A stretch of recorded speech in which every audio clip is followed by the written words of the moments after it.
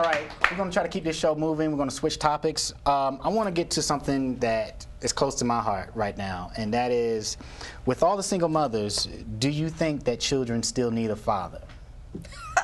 What?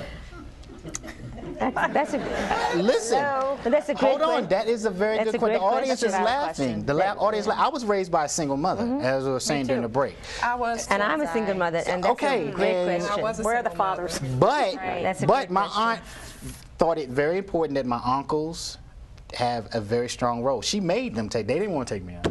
She like, you will spend time with him. Or, I don't know, I guess she had pictures or something to give to his wife or something like that. But she thought it very important to have a male role model. But there are a lot of people today that feel that because of the unfamiliar ground that we're on with families right now, that fathers aren't there that much, or mothers are having babies out of wedlock, and quite openly. You know, Jennifer Aniston's like, she doesn't even need a father for her baby, as far as what I've heard. I'm paraphrasing. I don't want to get sued because I ain't got no money. It's cable access. But all I'm saying is that she is, the camera's just, so she's saying all of those things about she doesn't need a father for her baby. Is that an attitude that is becoming more prevalent amongst women? Should I? Miss Cook, I want to go to you. I like you. No, I don't. Fire. No, I don't think that at all. I didn't grow up with my dad, and I think that men and women, mothers and fathers, fathers and fathers, offer a lot to their children, and to miss half of that growing up, you miss all of that life experience and those gifts. And I think the way men are raised and oriented in our society versus women, they're complementary, but they're very different. So you miss out on a skill. So no, I don't think that women are looking at where, you know, oh, we don't need men anymore. I think the challenge is that I think men are discovering that they're really liking being dads, and they're liking being fathers, and they're kind of fighting against what they've always been told. Right. I agree with you. I do. I'm a single father. I have custody of my son, with joint custody with his mother. And one of the things that I would see with my son when we were going through that process was that when he was with me, he seemed to have this kind of response to me that is much different than he has to his mom. And call it fear, call it what you want or whatever, but I do think it's important because as a man, as a human being, as an animal, we have animal instincts, and it's always been my thing where I was scared of my aunt. The reason my aunt raised me, the single mother that raised me, was my aunt. I was scared of my aunt because my aunt took me up one day at 14, and I forgot, I had just got over pneumonia. I had forgot to wear an undershirt, and I came down from school, and she literally picked me up with a broom in her hand and said, I will kill you and sit your head on the gate if you don't go upstairs and put a t-shirt on. From then, there was no problems. I wore t-shirts twice in the summer. You know what I'm saying? So I didn't have a problem. I think that those roles that are usually reserved for men and women, like a father is usually the disciplinarian as far as the major stuff, but women are the nurturers, and they are the disciplinarians on a more day-to-day logistical kind of thing. But I do feel that there are some women now, because going through with his mother, and like I said, I'm not speaking bad about anything, I felt that she could do it without me, and I would not let her. And so that was a big deal for me.